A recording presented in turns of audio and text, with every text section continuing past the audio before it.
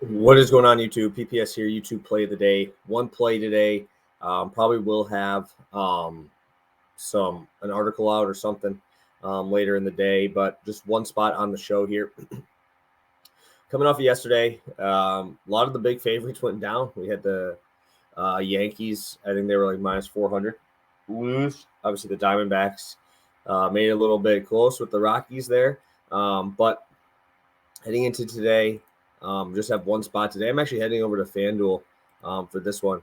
And I'm going to be taking the first 5 over in the Yankees-White Sox game at minus 128. DraftKings is giving this at minus 140, so I'll take the extra couple.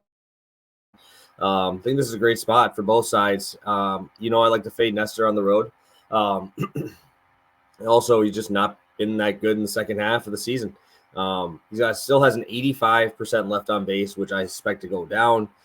Seeing as his numbers this year have been crazy with left on base percentage.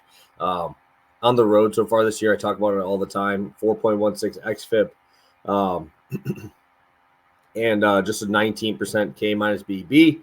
I don't expect this 220 batting average to continue. Obviously, I don't think the White Sox are a great team, but I'm expecting some regression in these balls and when these balls are put in play. Just watching the White Sox yesterday, they had like 16 hits, and I bet you like 3 of them were over 80 miles an hour on the exit velo. So they're getting lucky yesterday, and I'm hoping it continues today. Just looking at these numbers as well, so far in the second half of the season, a 4.49 FIP, highest of the season of any month, and I'm expecting that to continue here. I'm not a huge fan of Nestor Cortes away from home. I would take his hits allowed. I would take a lot of different things from the White Sox. I just think that the Yankees could easily clear this on their own. Jonathan Cannon, obviously, on the other side, 4.29 expected ERA, only a 16% K rate, which I think is the most important, because if you're not going to strike out these Yankees, man, you're going to have a hard time, right? I mean, last night they were hitting absolute missiles. Juan Soto probably had a double down the line that was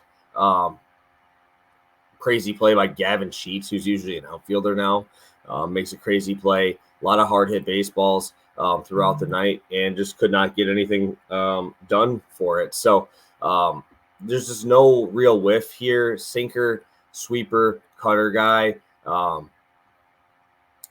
His sweeper has a 28% whiff rate, but 19 and 12% on the other two. An expected slugging of over 500 against his sinker. And if he's not missing bats against this Yankees lineup, I'm pretty concerned.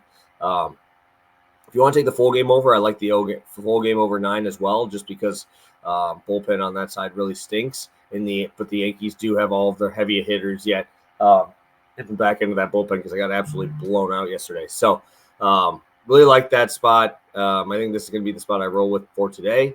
If you wanted to roll with other spots, I get it. The Yankees should come out and just absolutely demolish these guys, but I think the 9 is also a safe bet as well. On FanDuel, you can get the full game over 9 at, I believe it's minus 110.